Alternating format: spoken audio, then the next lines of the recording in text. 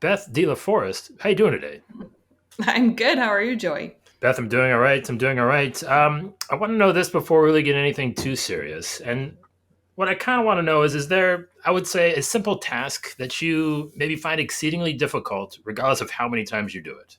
Okay, so within the agency, for me, I would say it's anything data entry. I am not the administrative type at all. I'm very much like visionary, big picture.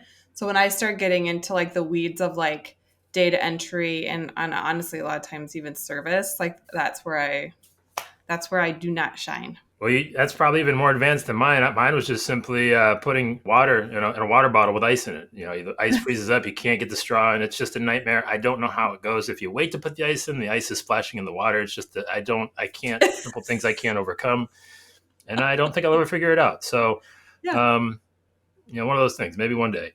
So you're Um, saying I took like a deep dive and you were it trying to it keep the was it surface was way level? too advanced. I mean, There but you go. we're starting off at a high level, so we'll try and keep the bar high. So I was just dealing with everyday tasks that I can't even overcome. So Yeah. um, well, since we already landed in the world of the agency, I guess that was going to be my next question of if there is something that you kind of find in the world of insurance that is more difficult. But let's talk about, I guess, maybe the struggles within the data entry. Like you said, that stuff that does have to happen, but at the same time, it's Yeah. not very interesting. It is obviously a problem that we talk about quite a bit, just in the amount of times we have to enter the same information. What are some of the ways that you guys have Mhm. sort of maybe managed that? How do you feel that we can maybe sort of take it on a little bit more efficiently? So I agree. Data entry and double entry, sometimes even triple entry, right, can just be a huge thorn and a waste of time, and it's an efficiency buster for sure. Some of the ways that we've addressed it in the agency is we do have a number of VAs that we have, so they help us a lot with data entry. We also do a lot with integrations with our between our systems. So, one form can capture data and it can flow into a variety of other places. So that's been helpful too. So it tries to minimize the amount, at least, of data entry within the agency. Yeah, and you mentioned two things that, depending on an agency's level, they might be either unfamiliar with or maybe unsure, but they just know the words, right? Like integration. You hear people saying the word integration, integration, but if it doesn't Mm-hmm. integrate meaningfully, sometimes it's a bit of a challenge, right? So I True. guess when you look to integrate stuff, like what do you want it to do, and where do you find the most value in spending the time and making certain things connect and talk to each other? So as far as with integrations, just making sure your systems are able to talk to each other. So like we use a vendor called Salt that's in personal lines. You can data enter at one time and it will go into both our management system and also our CRM. So it's a one-time entry, but then it goes into two different places. And it's kind of cool too because we can actually have the link for it up on our website. So even clients can go in if they, maybe it's after hours and they wanted to get the ball rolling on numbers, they can also go on their end too. So that is a time saver for us for sure. It's also a really user friendly tool. So even if our VAs might need to do intake information, it's set up in a way where they could do it as well. Yeah, and I wanted to go back to the VA thing. So a lot of agencies are starting to sort of use that a little bit more and more, but I would Mhm. still say there's maybe some hesitancy. I'm assuming you guys might have had some initially. Like, what sort of got you over that hurdle, and where have you found it most valuable? Like, what are some of the easy wins that you can have, sort of setting them up and sort of getting the best bang for your buck? We've used VAs for a couple of years now and have had really great success with them. I would say I don't know, the biggest thing is that they're the right fit for the agency. We have our VAs are just as much a part as of our team as our team that's in the States. They are, it's not like A team, B team, like they are just as important, just as much part of who Aspire is, as anybody else. And so I think that's been a success for us too because they don't feel like they're second in line or anything like that. They know that they're a priority for us. We actually hire directly, and so I have Hmm. a managed IT company that helps with the security around things. And there's also other things you can even use, like Active Track. You can download that on their system so you can see every single thing that they're doing. So there's just so many tools out there to make it actually not scary, I think probably, for me, I don't function out of a lot of fear, and I'm always looking to innovate and not just do the same thing, doing the same thing the same way, because that's always how it's been done. I'm always looking to kind of break the mold and find ways to do things more efficiently. And they've been really awesome. Like I can't imagine our team without them. Well, I mean, I was going to ask maybe a slightly more boring question about, just the idea of even hiring direct is something that you generally don't see. People are going through some type of, provider that is sort of being the Mm-hmm. middleman in that process. But I got a better question now because you said you like to break the mold and innovate. So I guess I have to know then, like, what molds are you looking to break currently? Are you trying to, sort of get out of one now? Like, what's sort of next on your list? I think we've broke the mold since we started, honestly. Like I've been in the industry, I'm in my 24th year. When I started Aspire is 10 years this year.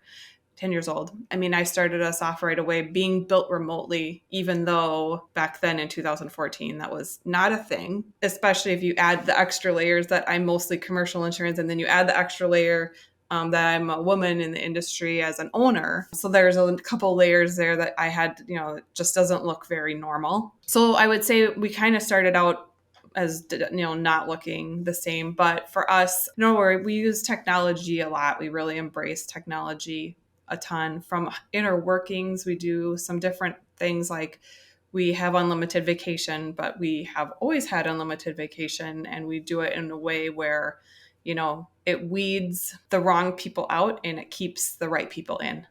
And there's a way to do that. And so that's been a huge, honestly, a huge benefit.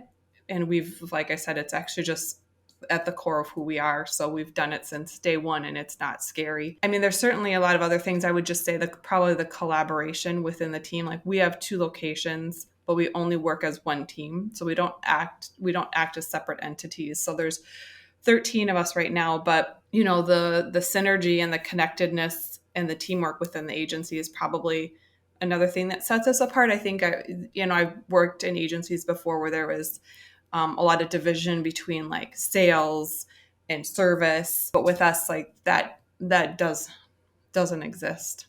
I don't know. I guess that kind of puts it in a nutshell. Well, yeah, I definitely I think a lot of it makes sense to me, and I guess I'll say I was taking a peek at where the agency was located before we were talking, and my geography is apparently terrible because I'm pretty sure you guys were in Wisconsin, and all of a sudden I look and it's like Minnesota's right there. I'm like, wait a second, these things shouldn't be Yeah. that close, and apparently Minnesota is like 15 minutes from Wisconsin, which I didn't know.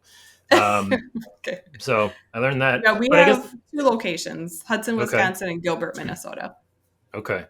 Yeah, so I just one of those things, you get to learn something new every day. But I guess the question that I think you said I don't like to operate out of fear, and you're doing 2 things that I think a lot of agencies have traditionally operate out of fear, and is one like being remote, right? I need to see the people Mhm. to like know that they're doing something Right. and getting my money's worth, and then 2, yeah, you said there was something else, but I guess like you're, like you said, like you don't like to make decisions based on fear, and as opposed to like, oh, the unlimited vacation, right? Like again, like it says, it helps Yeah. actually show you who the right people are. Maybe walk me down of like the path of like being able to see who the right people are, right? Like, what does it look like? What does it smell like? What does it feel like when you have that realization, like, and you sort of embrace these things that are traditionally sort of, like you said, sort of therefore out of fear sake of not knowing what you're going to get. Right. Well, I mean, as far as how it weeds people out, I would say there's 2 things that weed people out in our agency. One is unlimited vacation. If it's something that they're going to abuse, frankly, the team is the one that has to coordinate covering for each other. So if there's one person that's weighing on the system and everybody's covering for that person all the time, it kind of self polices itself, and they actually just you know, kind of end up just pushing themselves out of the organization because their team isn't there. It ruins that relationship. But we also have really strong core values, and one of our core values is team. You have to be good to and for your team. An abuse of that privilege isn't being good to and for your team. And so really it kind of takes care of itself. It's actually been a good filter. Yeah, it definitely makes sense because nobody wants to do somebody else's work if they don't have to. So Hmm. The other makes a lot thing of sense. is I want, I have a lot of freedom to come and go, and I don't feel comfortable having that for myself and not having that for my team. I also think we need to get out of the headspace of switching dollars for hours. I care that your work is done and and the clients are well cared for. That doesn't always mean that your butt has to be in a seat all the time. I want lunches taken. I want them taking time with their family. I want, if there's an appointment in the middle of the day, it's not a big deal. We're not robots. And also, too, I mean, when I first started my book of business, because I started the agency from scratch, my kids were 2 and 3. So I needed to be structured in a certain way and I needed a bunch of freedom. And I also I didn't want to buy into the mentality where just because you're a mom and you have the demands of wanting to be present as a mom and being engaged in there, like I don't feel like I needed to sacrifice my career in order to do that. Like both can coexist.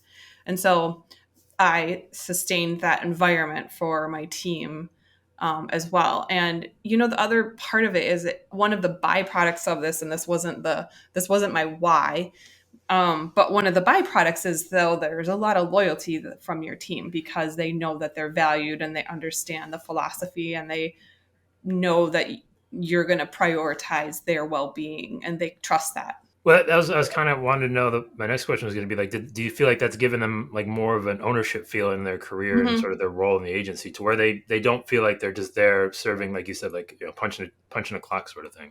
Yeah, it definitely it changes your culture and it changes the relationship. It kind of flattens like the hierarchy, I guess you could say. But I'm more of a collaborative, like lift you up, more servanthood leader than I am like top down type of leader. So for us, it just matches. The other thing too, like with unlimited vacation, is studies show that when organizations move to unlimited vacation, that people take less vacation. Yeah, So it's just, interesting. yeah. Plus, for me, I hate tracking that stuff. It's just, I just, the work needs to get done and we all need to pull our weight and be good to each other. And, you know, sometimes you just have to lead with trust and, you know, things will weed out. You said something about, going, primarily in the commercial space. And I'm curious maybe if that's your background before you started the agency. And then I guess, like you said, starting the agency from scratch when, the kids were little, all of those things are, like you said, sort of bigger decisions and maybe, I guess, going against what you might feel comfortable doing. What was the Mm-hmm. intentionality behind that? And how did you, I guess, find success against, some might say, people would easily make excuses as to why those things shouldn't happen.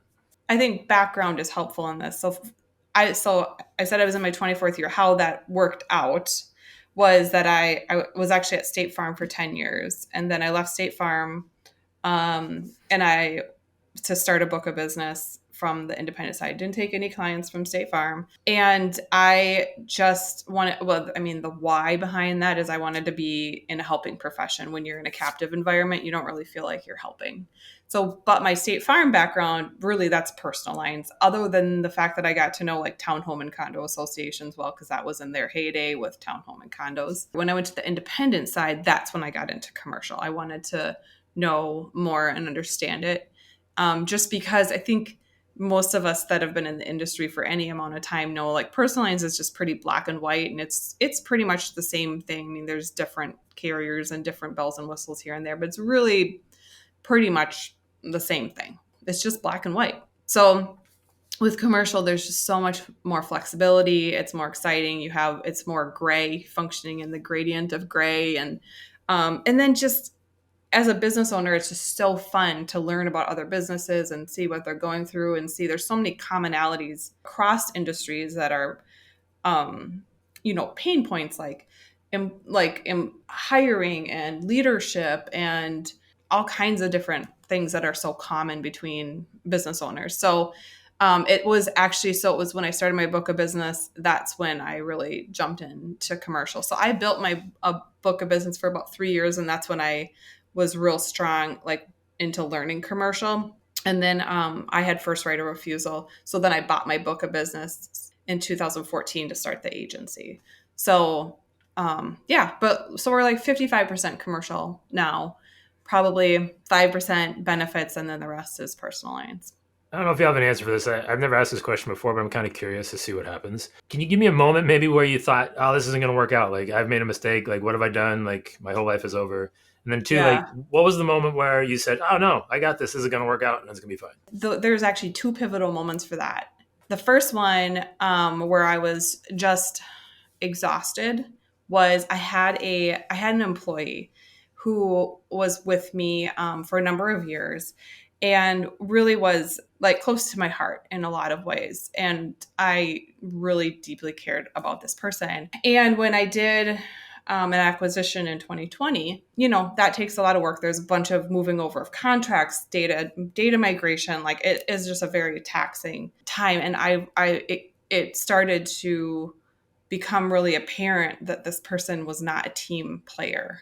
Before, we were insulated a bit from me seeing that because we were such a small team that this person had an abundance of attention from me. And so it just really didn't show, but it became very clear that, in teams, one of our core values.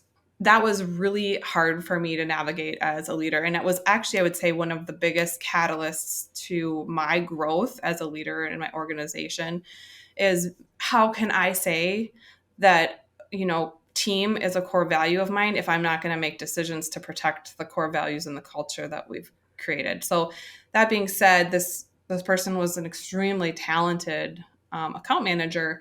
So I was in a very interesting situation from a leadership perspective because I know it was impacting the team. I did coaching behind the scenes for almost a year, because I believe my philosophy is coach in private, praise in public.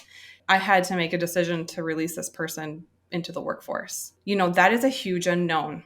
And when you're letting somebody go that forward facing, and we're in an environment where finding account managers and CSRs is extremely challenging.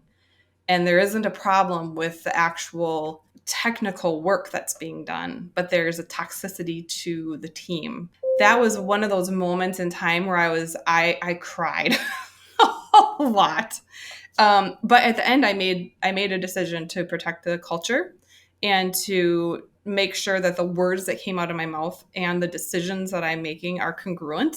It was really kind of a neat experience because even though that was really hard for everybody involved, and it was hard for me as a leader, and it made me question myself once it was done. On the other side of that, we had the most phenomenal growth, and the freedom and the relief within the team and the amount of people stepping up was one of the most unbelievable things I have ever witnessed. And it also really embedded more trust. My team trusted my leadership more because they knew that I would make hard decisions that would be in the best interest of the team. And so it's kind of like one of those lows, but then one of those immediate ups. And I'd say the second one, for me was, after the acquisition, there was a person on the team. So this was a paper agency in a rural area that was this acquisition in 2020. And this person, amazing, like great quality character, good person. But one of our core values is innovation. There was a real tough time with changing course of, instead of using paper and paper and paper, which causes then also efficiency issues. And you can rewrite workflows, you can give all the resources in the world, but if your team has to be willing to adapt, and if they can't, then it's not working. So this situation was one where I just held to the standard that I knew was correct, and the expectations, the bar did not lower. And so she, I knew she would eventually weed herself out, although we were completely supportive. If she was in it and trying, like, I was going to come alongside of her and cheerlead. And one of the biggest things I learned from that situation is that can be a great quality person, but it can still be the wrong fit. And with this particular situation, I let her on her own kind of weed herself out, and it did, and it happened really organically and in a very amicable way where, there's still been communication afterwards, and there's not anything negative. So I think all of it just points to leadership. Yeah. So one thing I've taken away is be a good team member and invest in a good paper shredder if you want to be on Team Aspire. It sounds like you should see all the paper that we have in the basement of that location up north. It's just crazy. So I guess if you could maybe rewind or look back and maybe talk to yourself 10 years ago, or maybe somebody sitting at a similar crossroads now, just to make sure that they know something about that journey that they want to maybe embark on a similar journey, like what would you maybe tell them to make sure that they're aware of so they could have, give them the best chance for success? Yeah. I would say just have a good bounce back factor and just know like it's such an emotional roller coaster. It really can mess with your headspace, but just keep moving forward. And because you're going to have things that knock you down or things that, don't make sense or feel like such a setback. But if you just keep moving forward, like things have this really funny way of just falling into place. And I would say the biggest thing is just keep moving forward, as in like keep progressing and don't sit in like the spin mode of like analysis paralysis. Like just keep going and just keep moving, because that's actually the best thing you can do for things to like allow things to fall into place for you. All right, Beth, I've got three more questions for you. Yeah. And the first one is, what's one thing you hope you never forget? I'd say how I started. So I started when I was 20 as a receptionist. Mm. So I think one of the things, the edges that's given me, because I've sat in every single seat in the agency at this point. So it's helped me to relate to my team better and identify like snags that they might be having or frustrations they might be having. It just helps me see a better like around the corners for them. Now, on the other side of that, what's one thing you still have yet to learn? I'd say I'm in the middle of this right now. Everybody talks to you about, oh, work yourself out of a job, work yourself so you're not, in operations, you're not doing the day to day. You want to work on your business rather than in your business. So we all hear that. That's just common. And that's cool and stuff. So, but what they don't teach you is what do you do when you're there? Okay, like then what actually, right? What I am in the middle of learning, and I think this looks a little different for everybody, especially because any leader is going to lead different and their strengths are going to look different. So how they function is also going to be different. But just learning my role as a CEO versus like a agent, if that makes sense. All right, Beth, last question to you. If I were to hand you a magic wand of sorts to reshape, change, alter, speed up, really any part of insurance, what's that thing? Where is it going? And what's it doing? I have to say I'm a big honor the process person. I think that there's this quote that I have probably repeated like 5 times in the last couple months, and it says slow success creates character, fast success creates ego.